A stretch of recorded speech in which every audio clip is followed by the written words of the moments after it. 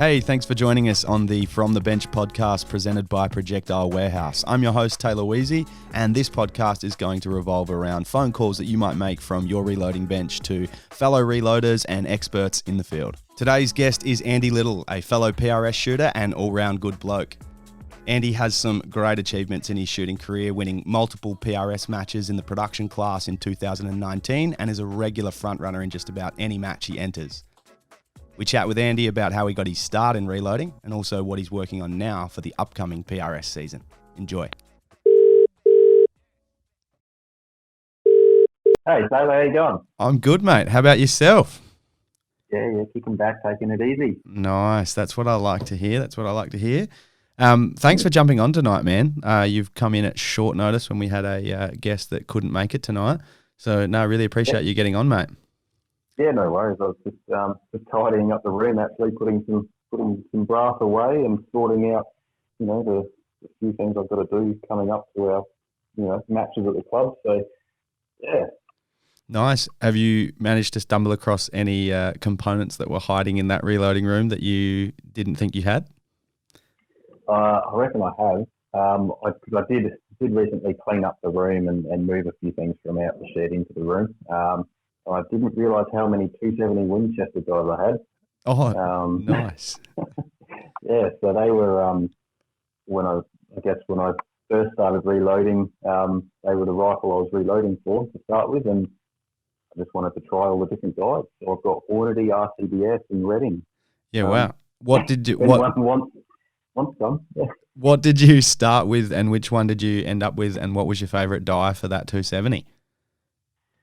Right, well, that's going back. I haven't actually loaded for that rifle for a long time.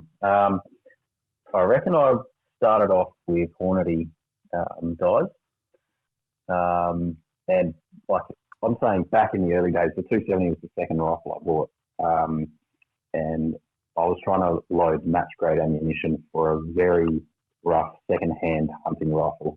So you can imagine all the stuffing around I did trying to get a tight load, just trying to get everything out of this rifle, and it just wasn't giving it to me because it's an old second-hand rifle. But I definitely started with some Hornady guys, and no complaints there. They worked pretty well. But I think what I did is they had like a cool feature where if you started to get a tight neck and you're really forcing the case out of the die, I think the expander mandrel could zip down the thread. So I can't quite remember how they worked, but yeah, it was something along those lines. But I know I broke a die, yeah, somehow, and then moved to RCBS, and then I think shortly after that, I just heard that Redding did really good dies, so I got some of them as well. All of the dies.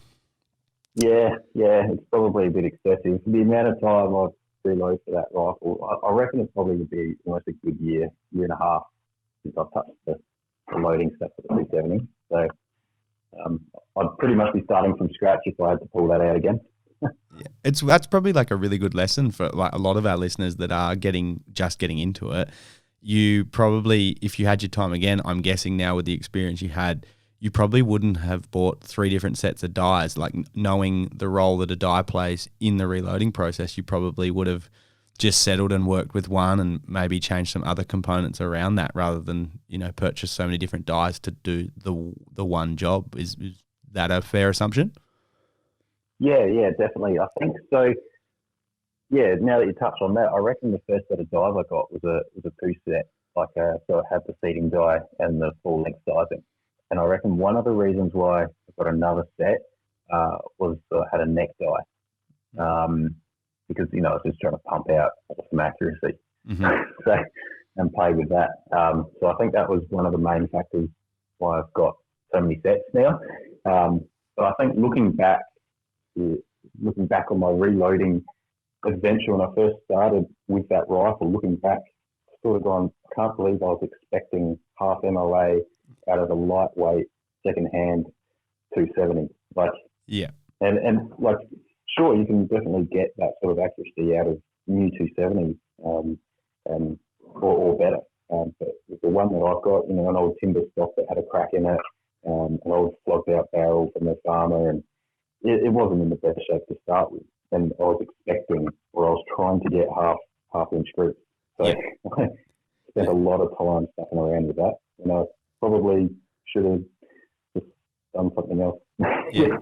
But that's so like that's a component, yeah, and a rifle issue really, isn't it? Like, I mean, any caliber is capable of shooting really good groups, and the 270 is an amazing round and has been an amazing hunting round and can also be a great match round as well. Like, there would be nothing wrong with someone loading really precision ammo for a 270. It's just the fact that what you were working with was a less than adequate setup for your expectation. And I think expectation is, we all have it. We all have this idea of shooting this one whole, group gun or, whatever. And then I see these guys that have less expectation and they're happy just to go and shoot a 1 inch, 2 inch group and then call it a day and be like, she's sweet. And then just go and make heaps of ammo for that. And they have so much fun. So I think, clocking your own expectation and knowing what you want to get is going to, it's going to be your sort of guide on what you choose as far as reloading components, and what rifle and what caliber you choose is all going to depend on that expectation, isn't it? You were wanting match grade, you were wanting, ultimate precision. And so that informed your decisions and ultimately moved you out of, shooting what you were shooting. So that's probably something very crucial for people getting into reloading to keep in mind. Like, what are my goals at the end of the day with my reloading? Yeah, definitely. And to be a little bit realistic in maybe the platform you're using isn't going to achieve those goals for you. I mean, I definitely realised that when I bought my next rifle after that was a 223. Varmint barrel and stuff, and that was fantastic. And that's when I sort of realised, man, I've been wasting a lot of time on this old rig when it just couldn't do the job, and spending a lot of money on reloading equipment as well. But yeah, I mean, lessons learned, and now you move on. And now I've sort of, like you said, for the people who kick back and load, ammo that has a half-inch group or even a 1 inch group, and they're happy and they're just good to run with that. I've sort of taken that little bit of approach with my loading, especially for like PRS, because we sort of get so much. I find we get so much wobble and so much variance between barricades and shooting, and you're under the pump, and your heartbeat's going, and like a half-inch group for me, if I'm rushing, is great. Like, I think that's not a bad place to start. Yeah. And that's also, like, sorry to cut you off there, but like that's something I found on my own journey as well. Was I was very caught up on the standard deviation and the extreme spread of my rounds, and I was always putting the rifle over the chronograph to measure what they were doing and trying to get my rounds super consistent. And then when you actually run the numbers through a ballistics calculator, you realize there has to be quite a big gap in feet per second to actually make a measurable difference, at the distances we're shooting these PRS matches on the size targets we're shooting. And so when you actually look at it for our designed purpose that we're shooting, we're probably, we maybe, like you're saying, I know my personality is the same. I've maybe perhaps overdone it and tried to really, get every last bit out of it, when my shooting and my position building and all that is not up to scratch to match what I was trying to do with the ammo. Yeah, definitely. If I get to the point where I can outshoot the accuracy of my rifle, then I'll look at all the extra bits and pieces you can do. But it is it gets to that point of, do you spend your time behind the bench and really trying to get it to that 0.2 group size, or do you spend time out in the range behind the barricade working on your skills, which you would probably find a much larger improvement. It's a fine balance, isn't it, between the two? Yeah, definitely. And don't get me wrong, being a perfectionist about your ammunition and your processes does also give you that that mental confidence of knowing that your equipment is good and knowing that everything is spot on. And if you miss a shot or for some reason you don't hit a gong, you you know that it's on you.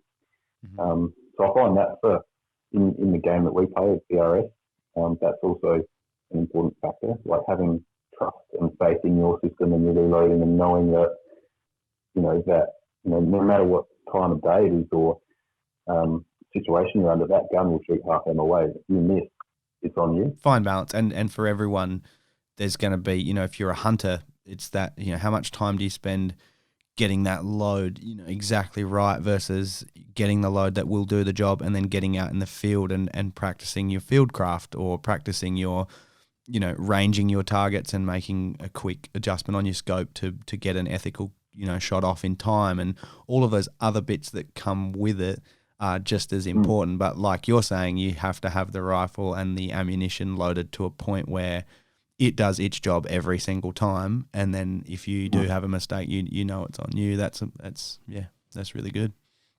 Yeah, there's definitely a lot of factors at play, and a lot of different mental methods and way to go about things. That's for sure. So you're, like, as far as your PRS journey goes, you've been shooting 6.5 Creedmoor, is that correct, for the last couple seasons? Yeah, so for the last 3 years, two seasons. Last year didn't happen, did it? No. 6.5 Creedmoor in a TAC A1. Yep. Yeah, and I'm sort of just interested to get each guest to sort of go quickly through what their rough load is. So what components are you loading in that? You're running Hornady brass? Yep, so I was running Hornady brass with the, I'm going to have to think back now. It was the Hornady ELD match projectiles. 140 grainers? Yep, they're the ones, 140. Yeah, yep. Still coming back to me now. It's been a while. And yeah, they worked great for me. I reckon I probably would be close to 2,500 to 3,000 rounds for that barrel, through that rifle, and didn't really have many issues with it. So yeah, I think I was running 42.5 grains of AR 2209. Yep. I think just off memory, I think I was getting about 2,800 feet per second. Yep. So it's I feel like that's a pretty common load. I did a bit of research and just sort of picked a mid-range load and went with it, and it turned out to be pretty well spot on. So I didn't feel like I had to do much load development for that rifle. Yeah. Those, I know in particular, those ELDMs, because I'm shooting the exact same thing. I'm shooting a 6.5 Creedmoor with 140 ELDMs with AR 2209 as the powder of choice. And I've got slightly less powder in there than yours. Obviously, I'm using different brass, and every gun's going to be different, and people need to stick to published loads. It goes without saying, and work their own way up. But I found with those ELDMs, they just brilliant at handling different like jump levels. They pretty much shot from wherever I loaded them. And for our listeners maybe wondering what that is, that's about, the seating depth of the projectile in the case, whether it's got quite a big jump into the rifling in the barrel or whether it's loaded quite close to the rifling. And I found personally that I'd read some studies done by Mark Gordon from Short Action Customs in America, and he'd done a lot of development with the 140 LDM and 147 LDM, and I was listening to something that he was talking about, and he said 70 thousandths jump for that 140 LDM worked in nearly every 6.5 they tried it in. 6.5 Creed, 6.5 47, just all the different 6.5 variants on different people's guns. They were jumping that bullet 70 thou off the lands, and it just seemed to really work. It just sort of had it in this jump node, and so I started there, and it worked, and then moved it forward and moved it back, and found that pretty much anywhere I put that bullet, it worked really easy. So you were probably experiencing the same thing. I wasn't not trying to sell Hornady LDMs, but it was just an easy bullet to load for. Yeah, no, I definitely went through the process of getting my overall length using the Hornady gauge, and working out like where it touches the land, my jam, and like where you push the bullet into the lands a bit. Obviously, I don't try and run like that because it just puts unnecessary pressure on it, I feel. But after I did all of that and I started loading, I think I was maybe 25 rounds in, realised they wouldn't fit my magazine. Yeah, right. So if that's something that a new loader can take away from that is, after you've done that full process, I could have essentially not done the process at all and just loaded to mag length, is what what I ended up doing. So, but yeah, there you go. So mine was definitely jumping a long way, because I know I could have pushed it at least a couple of mil. Like it was a long way. I think that's probably going to be, well, we're not going to dive into the bullet jump rabbit hole because I've got other things I want to ask you, but there is a lot of research popping up at the moment about, bullet jump and people finding that they're jumping their bullets a lot further than, previously, people were trying to load, like you were saying, close to the lands. And yes, certain bullets maybe do prefer to be up close to the lands, but if you can find that node that is jumping more, which lowers your initial peak pressure and fits in your magazine easier, that's like obviously an advantageous thing. So Definitely. that's something I'm particularly personally really interested in and a believer in, and it's been interesting seeing the research on that, but it's cool that we both sort of found that bullet was easy to load for in a 6.5 Creed. Obviously shows that it works, that combination.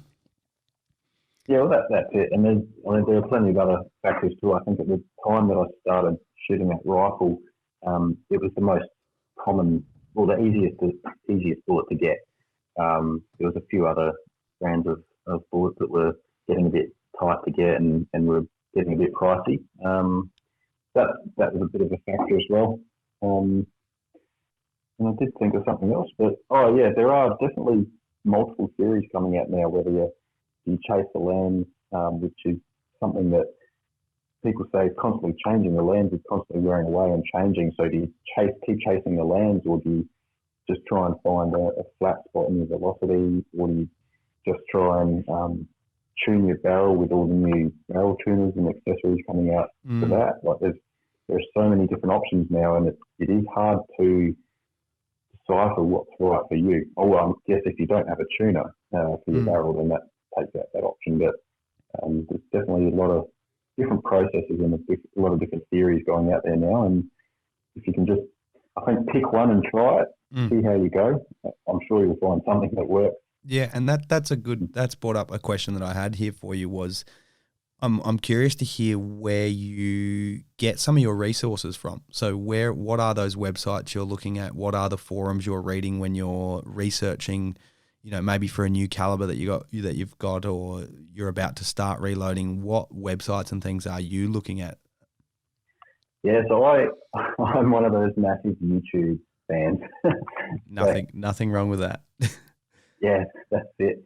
So then I will just spend hours and hours on YouTube listening to stuff. Like even if I'm just playing something in the car, I just have the stereo on, listening to it. But a lot of the stuff especially for reviews on components, Gavin Tube. I'm not sure if you've heard of him, but yeah, is he the reloading doc? Well, what's his YouTube called?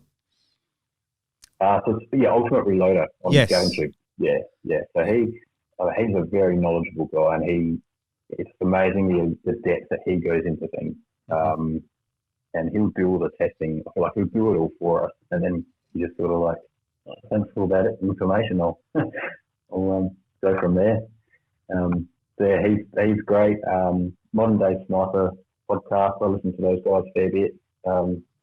They come out with some really handy stuff. They did the big summit recently where they had heaps of guys talking.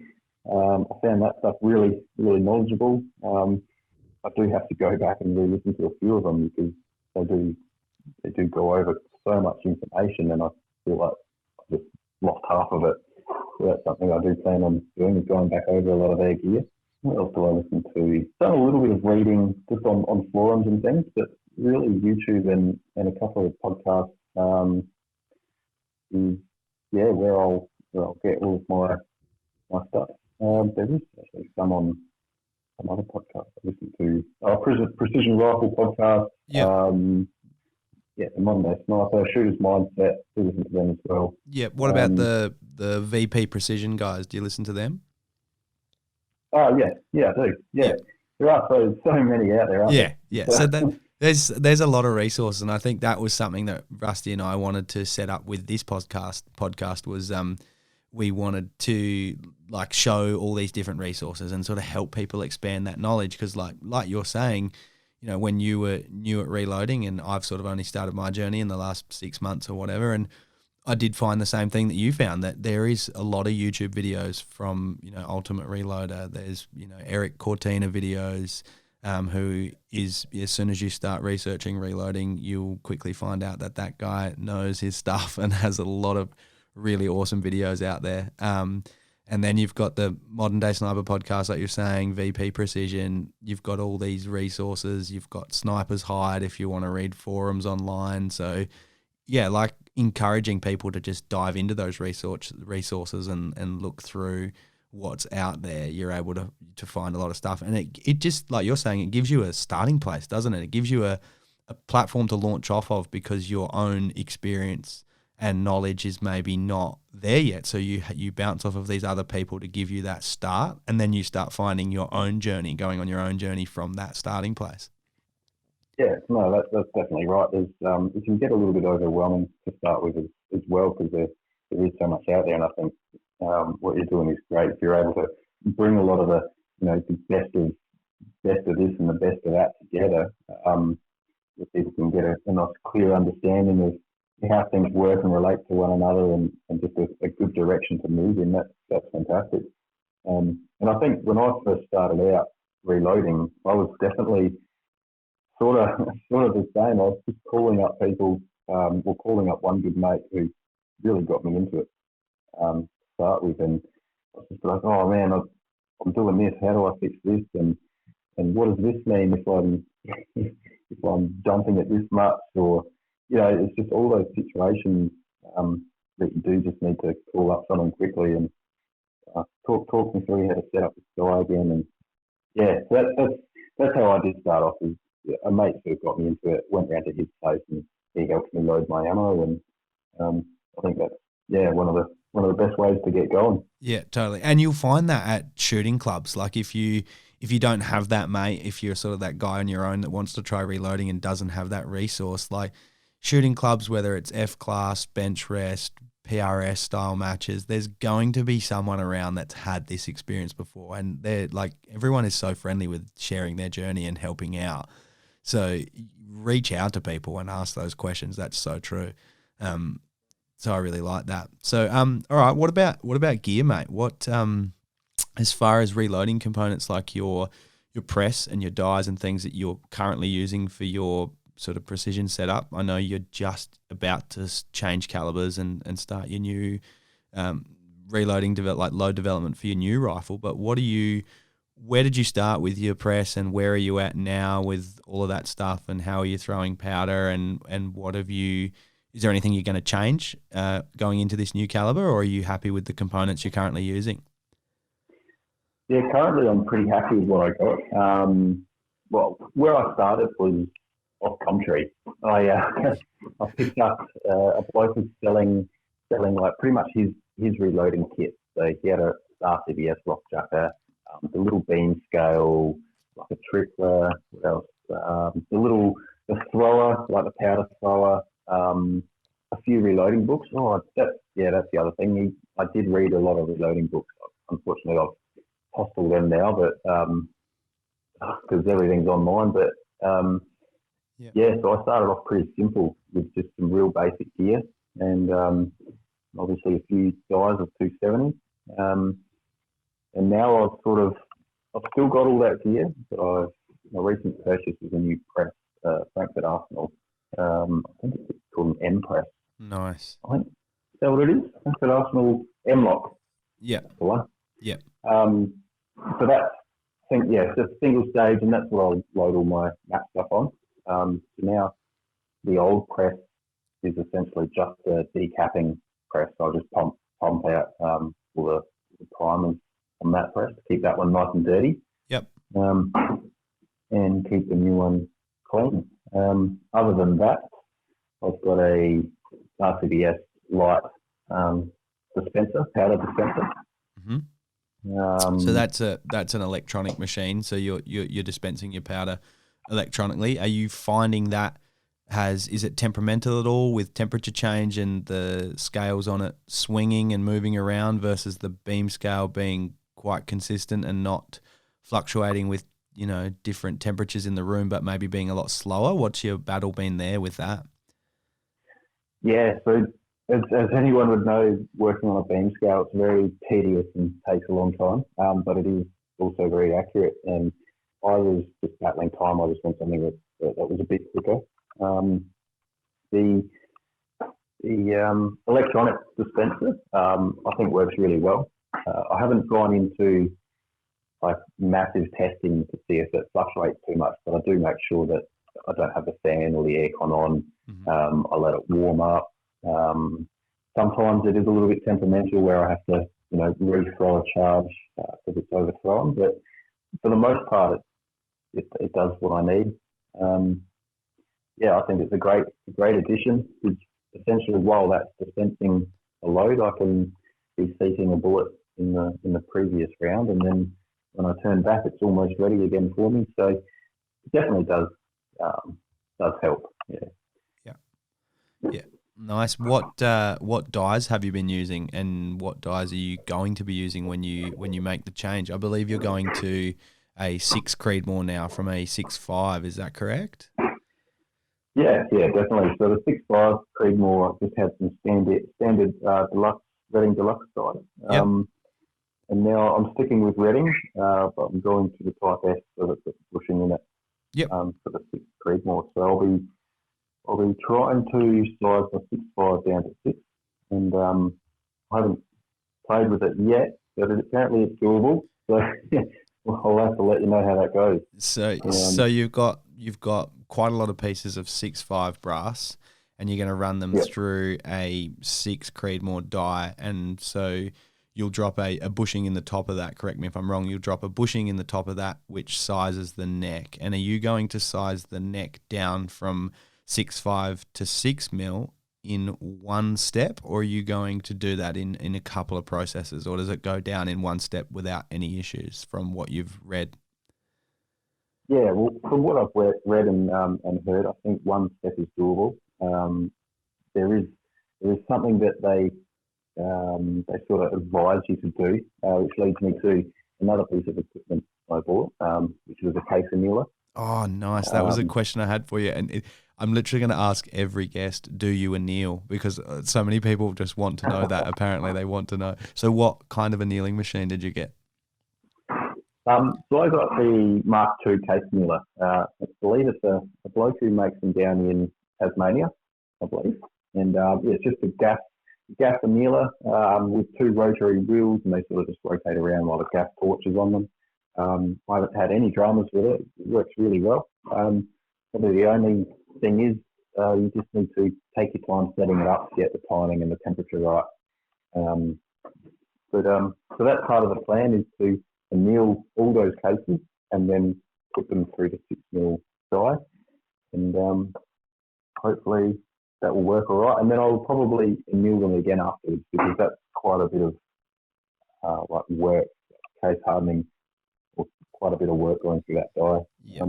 And the idea behind the annealing is it's resetting that brass back to its natural state of elasticity. Is that right? So like your neck tension, obviously your brass gets harder after it's expanded in the chamber, then it's shrunk back down in the die, and then you seat a bullet in it, and obviously that brass is doing a lot of work. So then by annealing it and heating it up, you're returning the properties in that brass back to a more sort of a stringy, well, not stringy is not the right word, but a springier sort of base, so that it's closer to how it was from new, so it can hold that bullet with that same amount of neck tension.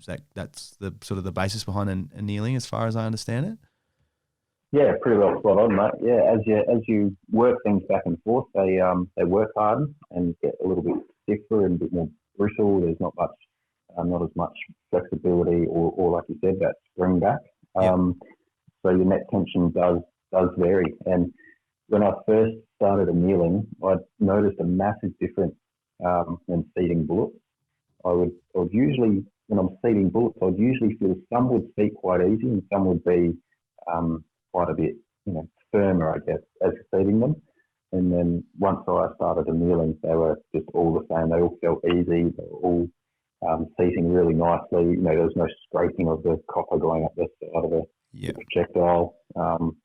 And from that, I also noticed my SDs dropping down. So I think it definitely has a direct correlation there from neck tension to velocity. Yeah. So yeah, I think it's a great investment, or find someone who has one. Yeah, totally. Borrow one. I was talking to a mate today about potentially going halves in an amp annealer with him, so that's an option I'm working on. And are you thinking you'll anneal after every firing? Is that something you're going to add into the process of, shoot a match or shoot a practice day and then anneal that brass sort of immediately after in the next process of loading that brass again? Yeah, I think I'll probably see how I go.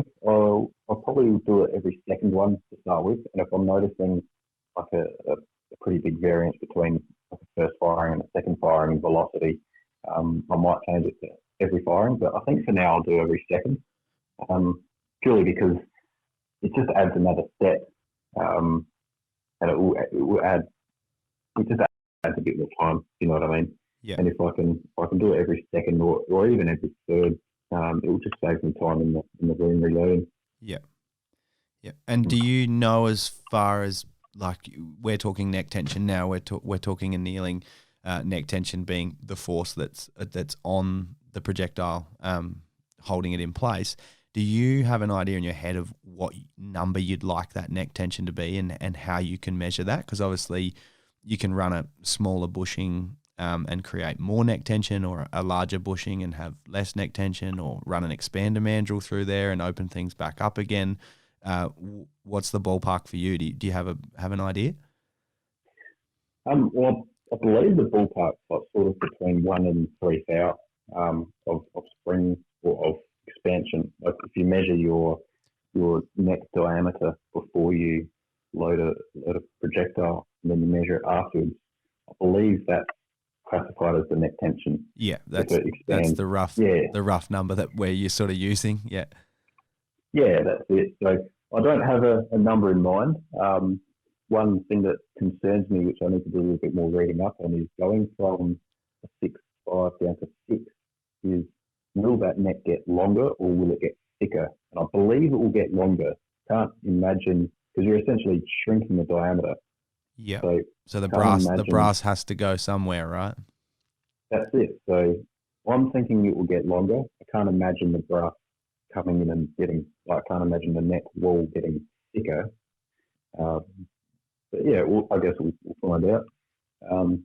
So I've got 2 different size bushings just to make sure it's all going to work. And I'll start with the big one and see how we go.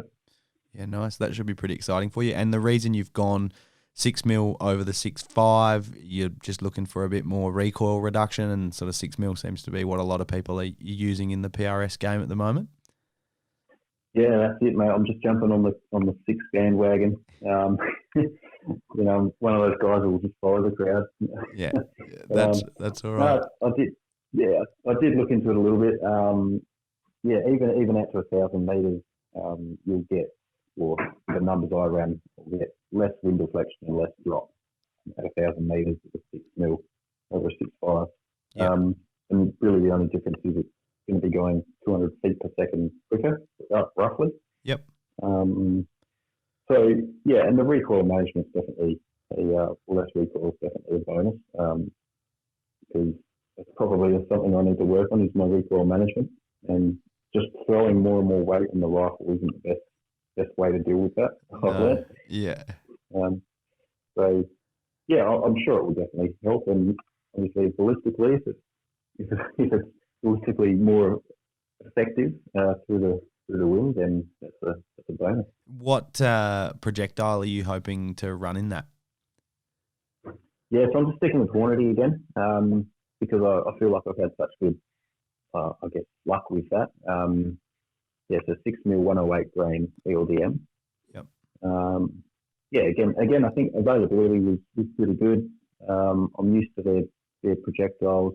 I'm not one to really jump between 5 different projectiles and 5 different brands and try and find the one that really works. I'm a little bit more, I don't know, laid back, you might say, where I'll just get something and sort of stick with it and make it work. It interests me that you said earlier on with your 270 that you were trying to get this sort of crazy accuracy out of it, because you do seem like such a laid back kind of guy that nothing really gets to you. But you obviously have some sort of element of enjoying the precision and perfection of getting a really good load. So that brings me to like what's going to be acceptable for you with this new rifle, with the 6 Creed? What are you hoping to achieve, and where will you settle at? Like, do you have a group size? Do you have a standard deviation and extreme spread in the velocity that you're happy with? Where for you with your PRS shooting does what's the goal? Oh, that's a pretty good question. Maybe you haven't asked yourself that question yet, so maybe you should. No, maybe I should. Well, I know I would really like to get SD about of 8. I think an SD of 8 or 7 or 8 is quite good and quite achievable without going really into a lot of the real nitty-gritty parts of reloading. Because once you start really trying to get standard deviation and that real accuracy, suddenly it just induces more steps and more processes and more accuracy in all the reloading components. I think my mentality has definitely changed since my first rifle, where I'd be happy with a sub half inch. Well, actually, let's be honest. I want them pretty well clover leafing. Yeah. You want a one hole gun. You just know that maybe your abilities as a shooter might not be able to make that happen. That's it. I want a one hole gun, and if I can shoot it half inch, that's good. Yeah, totally. That's it. So about a standard deviation of 7 or 8, extreme spread of I think 15 to 20 is pretty good. Yeah. And something that's clover leafing, raggedy holes sort of in 10 shots would be fantastic. Yeah. And whether I want to spend the time to find that or not, just come down to how much I haven't prepared for a match. Yeah, I reckon. Totally. It's and how often are you checking? Because I know for myself, I sort of got quite caught shooting groups so often and loading something and then going and shooting a group and then loading and shooting again and checking before a match and then checking again and as the environment changes, as the mirage changes and the target looks different, or there's wind or no wind, that group and your zero on your rifle is going to move around a little bit. It's never going to be massive unless there's a lot of weather going on, but I sort of did my own head in as far as trying to track my zero and just wanting that, group to be centered up right on that, little 5-cent piece every single time I shot it. And that wasn't achievable with my skill set and the conditions and environment I was shooting in. So for you, once you're happy with that load, how often are you checking and verifying speeds and, running things over a lab radar or a magneto speed, which is a chronograph for people that might not know, which sort of gives you your feet per second of your rounds? How often are you checking all that data? To be honest, probably nowhere near as much as I should be. Right. So you and I need to meet somewhere in the middle. Yeah, that's it. So, again, when I first started out, I would, when a mate and myself would go out hunting, I'd be like, yeah, awesome, no worries, let's take, cardboard target down and we'll just zero our rifles. And, 50 rounds later and 2 hours have gone. And we're like, great, so should we go and try and hunt now? Or but recently, especially at the start of last year, before COVID and things, I was really getting into so rock up the range, stop spending so much time checking stuff. Once you found a round that works and you're happy with it and you've got your original velocity, just myself, I just needed to make sure that I went, yep, cool, that's sorted, have a bit of faith in my system and my reloading. And I would try and get to the range, maybe do 1 or 2 shots at 100, do 1 or 2 shots out to 500. And if I hit at 500 and my kestrel's saying the dope's on, then sweet. Yeah. If I found that I was hitting high or low at 500 and my data on the kestrel was, was off, then I might go back and check velocity. Yeah. But essentially, I just made sure I was on at 100, on at 500, and then I would try and get in some actual practice on a barricade or positional shooting. Yeah. And I think that would be much more beneficial than just sitting behind checking groups and velocity all the time. Yeah. Mm. Yeah, nice, mate. Oh, that's good. How far off is the new rifle? Oh, it better be not far at all. No, I'm very, very keen to get it. I haven't spoken to Ash for a while now. Yeah.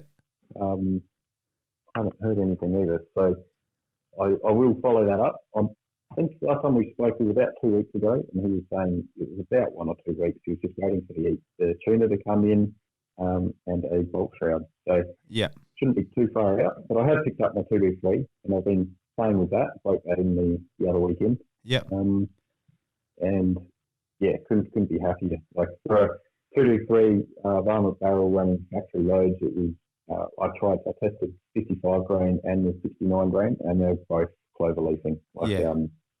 Fantastic. Couldn't be happier. Yeah, awesome. 223 seems like such an inviting caliber. Like I don't have one myself, but I've been thinking about getting one as a trainer that can just throw into my same chassis that I have, and for readily available components, either factory ammo or reloading it. And it also just seems like quite an easy round to load for. Like if you had a 223 in your shed and you'd never reloaded before and you were thinking about giving reloading a try, a 223 would probably be such an awesome round to give yourself a crack at reloading. Yeah, it'd be a great round to start off with. Because there'd be so many components for it, it'd be so easy to get stuff for. And reloading parts. And I feel like it is a rather forgiving caliber, and I feel like it's pleasant to shoot as well. Probably because it's like a heavy rifle. Yeah. But also, like you said, the cost of it and buying bulk ammo is great, and for starting out reloading as well, it's great. There'd be so much information out there on 2D3. Great place to start. Do you enjoy the process of reloading? Is that something you enjoy? And the load development side of it, is that also something you enjoy? Yeah, I do. I'm the sort of person who likes to figure out how things work, and if something's not working, I try and delve into, okay, how can I make this better? How can I make it more accurate? What am I doing wrong here? So I do have that side of me that's very particular and sort of OCD. But at the same time, sometimes I just go, you know what, stuff it. Like I'm happy with how it's working, and I'll just run it. Yeah. So, I do have a bit of both sides there. And where was I going with that? Well, that kind of no, that's all right. That kind of leads into this, probably sort of to cap things off here with you, would be I'm interested to hear what you're planning to do for your load development process with this new rifle, and how that differs from what you did with your past rifle. Because now that you've learned a lot more, I'm curious whether your load development process is going to change, or whether you were happy with how you developed the load the last time. Walk me through what you're keen to do there, because that's something that I'm really interested in. Yeah, I'd like to know too, mate. So pretty well to start with, I'll be taking all of my 6.5 brass, driving it back down, trimming it, deburring, doing my flash holes, doing all the primer pockets, just trying to make all my brass as uniform as possible. Yep. And I think that's a good place to start, because if you start with a good foundation of brass, and you keep that brass and you keep reloading that same brass, it's going to stay consistent throughout its life. If you keep with the overall length and the trimming and the deburring and everything, the rest of it should stay relatively the same, I feel. And then in terms of load development wise, I'll probably be looking for a flat spot in velocity. Because I'm getting the tuner on the end of the barrel, I'll be looking for a flat spot in velocity, and I'll probably lean towards the lower node in that velocity. Yeah. So And then, I'll just clarify quickly in case there's anyone listening that's not up to speed. I mean, a lot of people will be, but by lower sure. by lower node, I guess you're saying like you look at that velocity spread across different charge weights, and then you'll find those spots where maybe across 3 or 4 different charges, it actually flattens out and kind of goes around the same speed. And then you'll find those charges where suddenly it jumps right up in speed. And so what you want to be doing is loading in that flat spot, so that if your charge was a little bit over or a little bit under, your rounds are going to be similar speed. And now you're saying something which is quite interesting to me. You're wanting to go with the lower node, so being on the slow side, not up with your fast flat spot. That's something I had to talk myself into doing because I wanted to chase the velocity, but I actually ended up having a friend sort of guide me and say, no, that lower one is really accurate, and it's going to be super consistent across different temperatures and things. What's your reasoning behind wanting to stick with that lower node? Yeah, well, that was definitely one of the factors with the fluctuation in temperature and that round being a little bit more stable in its velocity. And also now going to 6 mil, or other people might know it as like a 243 essentially. They're known for burning out barrels pretty quick. Right. Well, they're definitely a fast round. So I just wanted to try and preserve my barrel, I guess. Yeah. And also with lower pressures and lower velocities, just have a lower pressure spike, obviously, and your brass isn't possibly worked so hard, or it might not grow in length quite as quickly if you're punching out high velocities and high pressures. So that was my take on it. Whether that's legit or not, I've never actually tested that, like brass growing in length with a high charge or a low charge. No, I think you're on the money. Like a lot of top shooters are loading low and slow, and they're not really worrying about going super, super fast. And there would be a time and place to try and push the velocity if you're in a hunting situation and you need knockdown power and you need a nice flat shot and you're not taking long strings of fire, for sure. But for what we're doing and what you're doing with the PRS, that makes so much sense. So after you've got that flat spot and you're happy with where your velocity node is, are you playing with seating depth to get your seating depth node, or now with the barrel tuners, does that kind of give you the flexibility to load that bullet where you want it in the magazine length, or sort of fitting comfortably within the magazine, and then just play with the tuner to get the group to shrink down? Is that what you're thinking? Yeah, essentially. So I did jump a few steps there. So I would like to obviously load it as far out as possible, and I probably will be. I'm not totally sure, but I might be restricted with magazine length. So I will just load it as far as I can comfortably in the magazine. And if it does hit the land, then I'll bring it back. Obviously, like 2 or 3 thou. And just so I've also got reliability, because obviously when you're out in a match, if you're in dusty conditions or wet conditions, having that bit extra play is not a bad thing. And so I won't play with seating depth a whole lot. I'll load it and run it, and then I'll play with the velocity to find the flat spot, and then try and tune up the accuracy with the barrel tuner. Yeah, and that's my sort of take on it. And if that doesn't work, I'll just try something else. Yeah.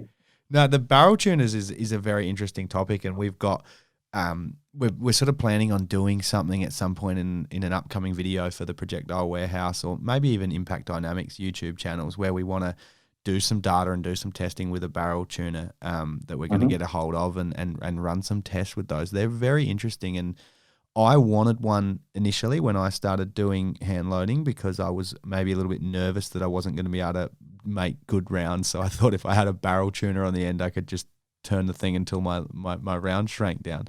But they are kind of, an interesting topic. They're a hot topic at the moment. A lot of people in our industry in the PRS stuff are running them and talking about them, but they have been around for a really long time.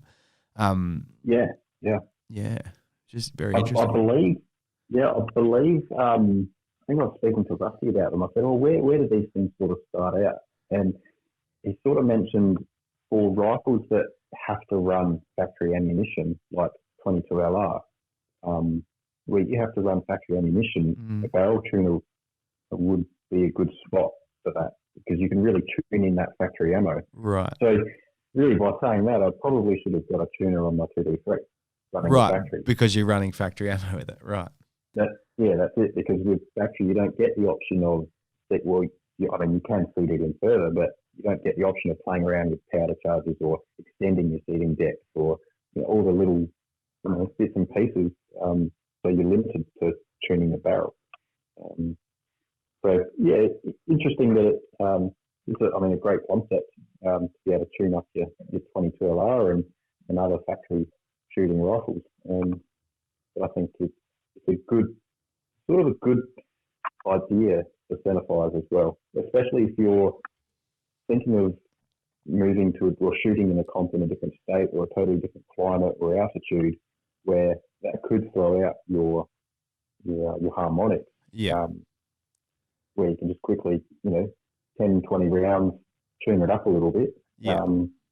Could definitely be an advantage. Yeah. It sort of fast tracks that load development process, and you'd still obviously want to do your load development very, very precisely and consistently, and then use that barrel tuner for that last sort of little bit, because you're able to, for people that maybe don't know that it's changing the harmonics of the barrel, so you're sort of, correct me if I'm wrong, but you're basically changing and playing with the amount the barrel moves under vibration with the energy of the round being fired through it, and so the point at which the bullet leaves the muzzle is going to be different across different charges and across different seating depths with the bullet. But then with that barrel tuner, again, that weight which slides sort of closer to the action or further out towards the end, you're changing that timing of the barrel, really, aren't you? You're changing that point where the bullet flicks out the end, and you can find that sweet spot where it's doing that consistent thing over and over. Yeah, totally spot on. The way I like to think about it is, did you ever in school play that, you can bend the pen or bend the pencil, where you hold the pencil up in front of you and move it up and down, and it looks like the pencil is bending? Yeah. I sort of think of it like that. Like your barrel, although it's not moving that much, as that bullet's flying down there, it is whipping up and down and side to side ever so slightly. Yeah. And you'll see it a lot more now that I realise this, you'll see it a lot more on thinner hunter style barrels because there's less material there, less rigidity. Yeah. And that's obviously why I sort of gave up on trying to get the accuracy out of my 270. Yeah. And that on the other side, that's why you see competition rifles with such huge thick barrels, because they will stay straight and true. Yeah. While that harmonic is whipping down that barrel. This might be getting too technical and too deep, but I'm going to go there anyway. Did you see? Did you listen to Ted Courageous talking on that? We were talking about the Modern Day Sniper Summit that they had. Ted Courageous from American Rifle Company, I believe it is. He had an episode there talking about barrels and talking about barrel harmonics. Did you listen to that one at all? I don't know if I have gone to that one yet. Yeah, so that super interesting, and I feel like I may struggle to explain this without being able to draw it out, because he also did a diagram on a whiteboard so you could actually sort of see what he was talking about. But he was basically talking about how an accurate barrel isn't necessarily a really rigid barrel. It's a heavy noodly barrel, and these were his words, right? He was saying a heavy noodly barrel, and I was like, what does he mean by noodly? And sort of what he was explaining was when a bullet's fired, as we've been talking about, and the barrel whips around and moves around, when the bullet leaves the muzzle, you're obviously aiming to get that bullet to leave the muzzle with the muzzle flicking around and moving. It moves up and down, side to side, sort of oscillates around. You want the bullet coming out with the muzzle in the same spot every single time. Now, there's a slow point where the muzzle accelerates. Let's say it goes up first, and it accelerates up, and it reaches its max position where it can't go up anymore, and then it flexes back down, and it reaches its bottom position where it can't go low anymore, and it sort of goes through this cycle. Now, if the bullet's coming out in the middle of that cycle, that means the barrel's moving. It's in transition either up or down. So by tuning these loads, either with a barrel tuner or with seating depth and different powder, we're trying to get that point where the barrel's at the very peak or at the very bottom of its cycle, so it's releasing the bullet the same every time and the barrel's not moving. Now, what he was explaining was a heavy noodly barrel. So what he was meaning is if you've got something that's really rigid, it vibrates very quickly and oscillates very quickly, and the movements are, the acceleration curve is fast and sharp, so it's harder to slow down.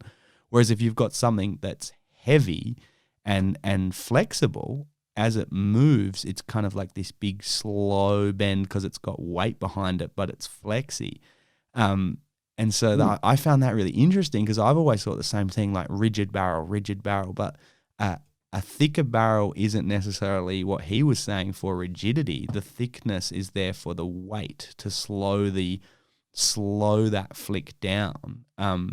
And obviously he was saying if you could get something completely rigid, if you had a barrel the size of a house with a tiny little hole in it, and obviously there was no movement whatever and it was just completely rigid, that would be ideal. But because barrels are going to flex, he was saying that having flex is not a bad thing. That's why you can get these sporter weight rifles like with thin little barrels on them. I've seen Tikka T3 lights just shoot insane little groups, and you're like, wait, that's a tiny skinny little barrel, how is that shooting well? But it's to do with the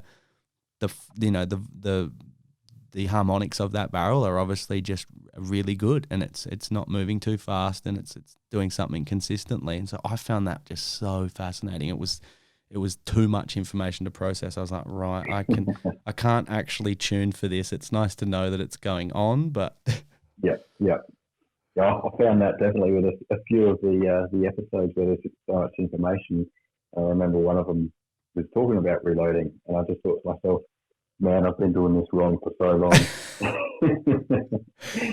But there's some amazing guys out there who really know their stuff, and that does make a lot of sense.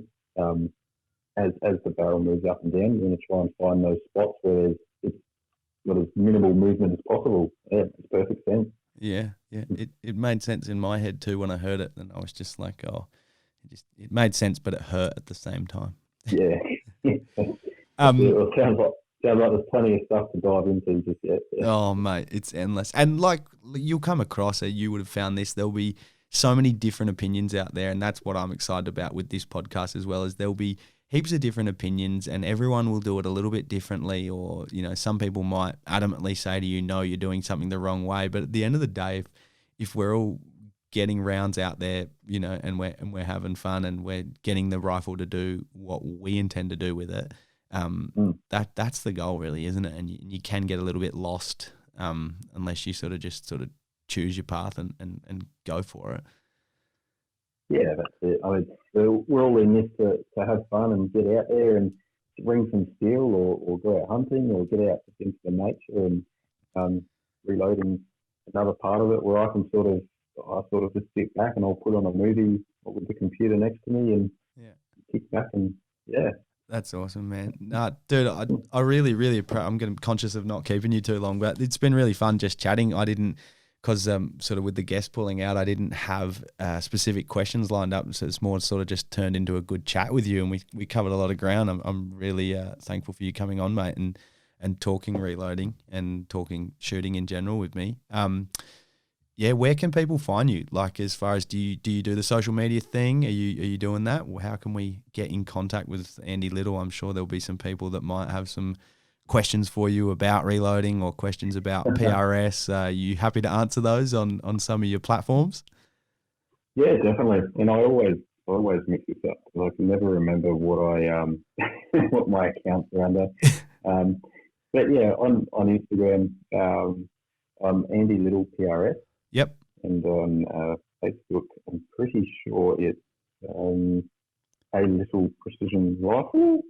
Yeah, I've really enjoyed chatting, man. I feel like we're going to have a massive journey in front of us, and we'll both get through it. And it's been great chatting with you. Yeah, mate, I really appreciate it, and be keen to have you down maybe during some of that load development process, and have you come down and shoot my range with me, and just sort of see everything in action. It'd be kind of cool. Yeah, no, that would be fantastic, and I'm sure I'll probably stuff something up and be like, hang on, let's record this. Gold. That's it. That's gold. All right, mate. Awesome. Nah, really appreciate it. So I'll wrap things up here, mate, and we'll call it done. Thank you heaps. Yeah, easy, man. No worries. No worries, dude. Thank you for listening to the From the Bench podcast presented by Projectile Warehouse. Don't forget to check out our YouTube channel and also follow all of our social medias for updates and upcoming episodes. We hope you're enjoying the journey of reloading as much as we are, and we'll catch you on the next episode.